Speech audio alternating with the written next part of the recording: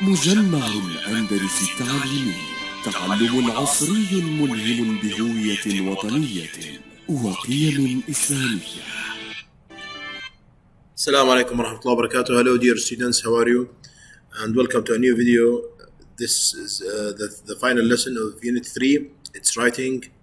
So please open your students book page 42 for on exercises B and C, and your workbook on page 35 and 36 for writing. So let's read first our objectives for today's lesson. 1. Answer 2 questions after reading an article describing a place. 2. Underline 4 special features of descriptive language after reading the text. 3. Write an article describing a place after completing the writing plan provided. First of all, we have a video talks about a place, a certain place. You need to watch this video and then you will answer these questions. So now I will leave you with the video, and then after that I will ask you these questions. Dug from the sands of Qatar, this fossil is more than 2 million years old, an essential part of the country's cultural heritage and a natural exhibit for the new National Museum. This extraordinary building is designed inside and out to mimic the intersecting discs of a desert rose. Each space showcases a different theme designed by a renowned French architect. To create a sun rose so large at this scale is something very difficult to do, and you know that it's necessary to have a very strong technology behind. So in the same time, it's an image in relationship with the eternity of the desert and the modernity of today. It's taken 8 years to complete. The building and its contents are intended to educate and inspire visitors, Qataris, to foreign workers and tourists. The nomads of Arabia will tell you that the desert rose symbolizes hope that there is water underneath, and that is the message that organizers at this museum would like people to take away with them. Building was still underway when 4 Arab countries imposed a land, air and sea blockade on Qatar. Now the museum's creators want to use it to illustrate the region's shared history. We believe that culture should really stay away from any political tension between countries, and it is really open. In fact, we have a team from the blockading countries are working with us on this. And this is very great when you work with the people who believe on the culture, and they believe that culture should have no boundaries. Innovation in design can be seen everywhere here. The idea is to give equal prominence to each and every exhibit, to help visitors understand the global significance of Qatar's history. Okay, now you have watched the video, and please answer these questions. Where is this building located? I think it's in Qatar. Yes, it's in Doha. And what is the name of this place? Yeah, it's obvious. Qatar National Museum, or the National Museum of Qatar. What other names or titles can you think of? Small hint, make it catchy, make it more attractive. Okay, let's move on to the next one. Read the article one visitor to worldsites.com wrote and answer the questions. We have the articles here, and we have the questions. When I travel with my family, we like to visit places that are not typical tourist attractions. So when we went to Qatar, we spent a day at Baladna Park. It was an unforgettable experience. Baladna Park in Al Khor is part of Baladna Farm, a massive cattle farm of 2.4 million square meters. Baladna Park is a place where the whole family can enjoy themselves. Visitors of all ages can watch interesting cultural events and have lunch or dinner at one of the restaurants there. There is also a variety of entertainment options for children, from bumper boat rides and trampolining to pedal car racing and zip wires. Have your children ever been bored on a family day out? Well, this won't be the case here. In Baladna Park, you can also learn lots of interesting things. There is a mini zoo with different species of animals and birds, and you can feed them or feed some of them. The children loved this opportunity. However, I believe the highlight of our visit was the milking of the cows.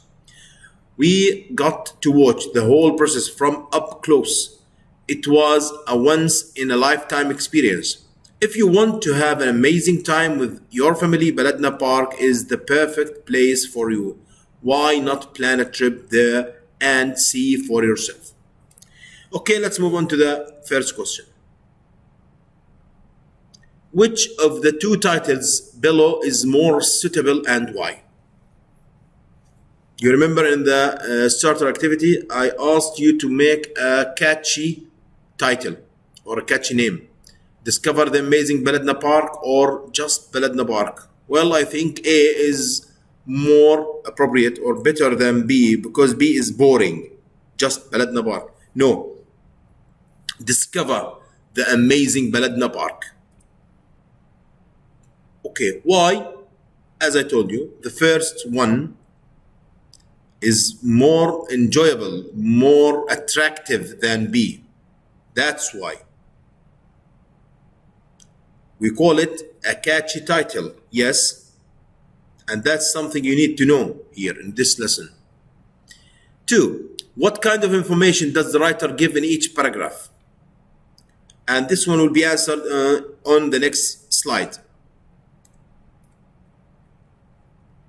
Yes? In paragraph 1, what kind of information does the writer give in each paragraph? When you describe a place, you need to do the following. In paragraph 1, the writer tells us which place he or she is going to describe and why he or she has chosen to write about it. In paragraph 2, the writer gives some information about the place, the location, attractions, and any other information, descriptive information. 3. In paragraph 3, the writer gives some additional information about the things you can see and the activities you can do there and his or her impressions of the place. And in paragraph 4, the writer makes a general comment about the place and recommends visiting it or not recommending that. So, as you can see, when you write an article describing a place, you need to make it into 4 paragraphs. Next, now use your own words to talk about C line. Okay, I'm hearing you. Next, exercise C. When we write an article, we want to attract and keep the reader's interest. We can do that by. So, when you write a descriptive article, you need to attract the reader's attention. How would you do that? Look here. 1. Having a title that catches the reader's attentions. We talked about that. Yes, you need to have a catchy title, not just a boring title. 2. Using descriptive language. You need to use descriptive language. For example, colorful adjectives. A colorful adjective is not an adjective talking about color. No. A colorful adjective is a stronger adjective. For example, when you say big, that is not a colorful adjective. But when you say huge, this is a colorful adjective. 3. Addressing the reader personally. Yes, when you start your article, you may say or you may write, have you ever been to Baladna Park? Have you ever been to the National Museum of Qatar? Ask or direct your question or direct your talking or your describing or your article to the reader. That's why you keep him or that's why you catch his attention or her attention. 4. Asking rhetorical questions. This is the same as 3. And for example, have a title that catches the reader's attention. Discover the amazing Baladna Park. Not just Baladna Park. Discover the amazing Baladna Park. 2. An unforgettable experience. Massive. A once in a lifetime experience. See the word massive here? The word massive is the same as the word big, but massive here is more colorful. 3. Have your children ever been bored on a family day out in Baladna Park? You can also. And 4. Have your children, as I told you, 3 and 4 are the same thing. Have your children ever been? Have your children ever been? So addressing the reader personally or the rhetorical question are the same. Now let's move on to the next slide. Okay, please answer these questions. Where is Baladna Park? Yes? Well, I think it's in the north of Qatar. It's in Al Khor.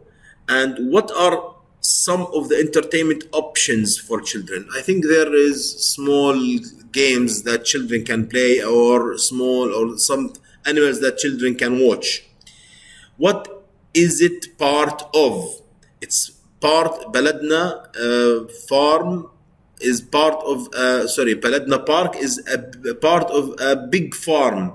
I remember it's 4.2 million square meters maybe. Now let's move on to the next slide. Please open your workbook, page 35. See here, this is the plan on how we plan to write a descriptive article about a place. First of all, here you have the title. What title are you going to give your article? As I told you, the title needs to be catchy. And what's the name of the place? The name of the place. The main part here.